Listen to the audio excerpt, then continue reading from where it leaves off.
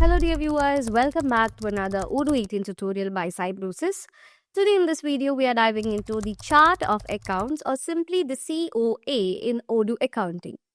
Think of COA as the backbone of your financial system.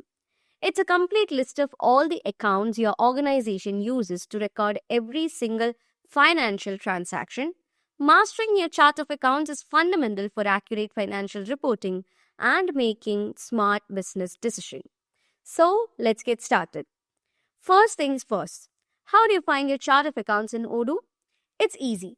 Simply go to your accounting app or the accounting module and select the chart of accounts which comes under the configuration.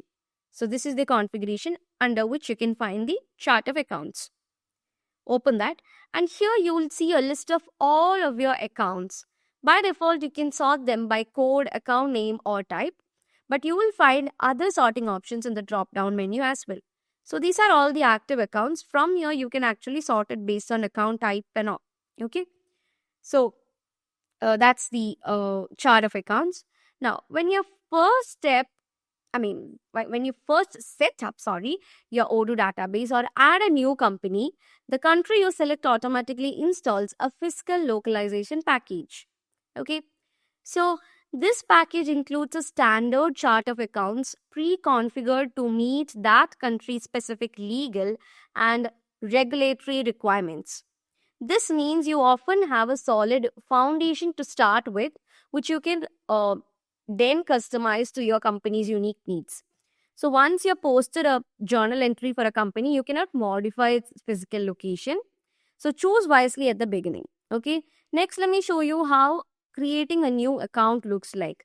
So basically, this has two views, which is the list view and the Kanban view. Okay. So in both views, you have a button called the new button. Okay. So just click on the new button and it opens a line where you can create a new account. Okay. So here the required fields are code, account name and type. So code is basically a unique numerical identifier for your account. It can be anything. So I'm just giving the code as this. And next comes the account name. So a descriptive name for the account like office supplies expense or account receivables or something like that you can give. So I'm giving it as office supplies. Okay, there is a small spelling mistake. I'll simply correct it. Okay, I'm giving the name as office supplies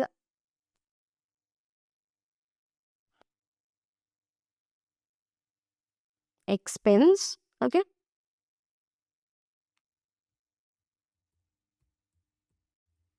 Okay, so I've given an account name.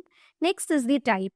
Okay, so this is a critical and a critical and determines the account's purpose and behavior. Basically, this field. Okay, so we'll dive deeper into type next. So just taking the type for the time being, and if you correctly configure the account, correctly configuring the account type is actually paramount. Okay, it serves multiple vital purposes. Basically, it clearly defines the account's purpose and how it behaves, and it's essential for generating country specific legal and financial reports. It sets the rules for closing your fiscal years and generating opening entries and all. Okay, so if you just click on this types drop down, you have such a menu. Okay, first of all, you have this balance sheet accounts under which you have assets, liabilities, and equity. So these represent your company's financial position at a specific point in time. Examples include the assets, like you have the banking cash, receivable, the fixed assets, and all. Then you have the liabilities where you have the payable credit cards and all, and equity. Okay. So next one is the profit and loss account. So if you just take a look at the profit and loss accounts under which you can find the income and expense. So these track your company's financial performance over a period. Example including income and expense accounts.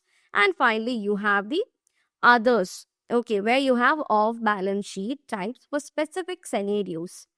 Okay, so that's how it works. Now, just like by default, you will be having this thing called the current assets. Okay, so you can also set default certain taxes, and also here you have the allow reconciliation, account currency and all. And if you just click on this, you can add tags, default taxes. So if I enable this default taxes and tags over here, as I said before, you can set default tags, also show adding tags to an account. Okay, so you can set default tags and add tags to your accounts. In accounts view, you can select a default tags over here. So if you choose this, you have drop downs over here. So like 50% tax for sales, 15% tax for purchase and sales, 0% for sales and all. So to be automatically applied whenever this account is chosen for a product sale or purchase, streamlining your tax calculation, you can choose or set one over here. And for specific accounting reports, tags are often required. Here comes the tags. Okay, on relevant accounts. To add one, click the tag field and either select an existing tag or you can create a new one. So I'm just choosing one from here. Operating activities is a tag that I created. Okay, so from here, just close this. So from here, you can actually just closing this. Okay. Okay, the default tags comes over here. So from here, you can set a tags also for your account that you created right now. Okay, so account groups. Now let's talk about account groups. Okay, account groups are incredibly useful for organizing your chart of accounts and consolidating reports. Okay, and by default, Odoo automatically handles groups based on the accounts code. Okay, you have codes for your accounts, right? For instance, an account with code 131200 will automatically be part of the 131000 group. It's just an example. Okay, so here you have accounts like 10101, you have 101000. So obviously these will be coming under this particular group. Okay, so this creates a hierarchical structure. So you can also manually attribute a specific group to an account using the group field in its settings. Okay, so here you can see the group field. If you open the group field, okay, here you have the group. So you can manually add this to any particular group over here. Okay, so that's the group field here. Now, for example, your trial balance. For first of all, you have to go to the accounting and then you have the reporting. So under reporting, you will find this thing called the trial balance. So here you have the trial balance. Then open it. Okay. Then open the options. So here you have the trial balance of your account. Okay. Next, what you have to do is you have to open the options menu and select hierarchy and subtotal. So you have a lot of options over here. You can see the hierarchy and subtotal is already selected. Okay, hierarchy and subtotal. So this provides a beautifully organized report. So here is the report that you can see. You can expand it from here as well. See, the different groups are given here. No group, ones with no groups. There is another group which is 4010 to 4030. That's another group coming under that particular group. So different groups and the ones which doesn't have groups and all can be seen here. Okay, so to show the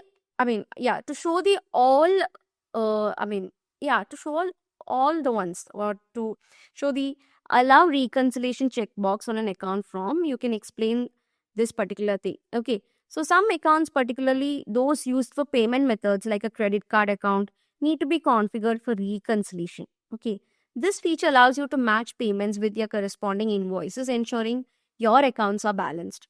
So for example, if an invoice is paid with a credit card, you can mark it as paid by reconciling it with that payment. So to enable this, simply check the allow reconciliation method. So this is the thing. Let's go back to the chart of accounts.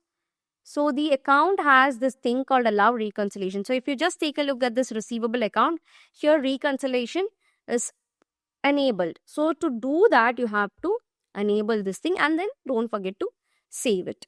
Okay, so that's simply how the reconciliation can be used. That is the toggle button. You can toggle it directly from the chart of account view. Okay, so finally, a couple of quick but useful features. That is, for multi-company environments, Odoo offers shared accounts. Okay, this allows you to create a single account for a specific purpose and share it across multiple companies, ensuring the consistency. And if you have an account that's no longer in use but has existing transactions, meaning you can't delete it, you can make it unusable by checking the depreciated box in its settings and save it. So this essentially achieves its preventing new transactions from being posted to it.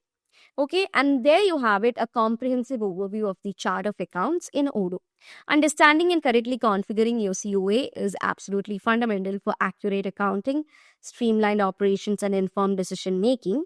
If this video helped you get a clearer picture of Odoo chart of account, please give it a like, share it with anyone who might benefit, and subscribe for more essential Odoo tutorials. What other accounting topics would you like us to cover next? Let's know in the comments below. Thank you so much for watching and see you guys in the next video.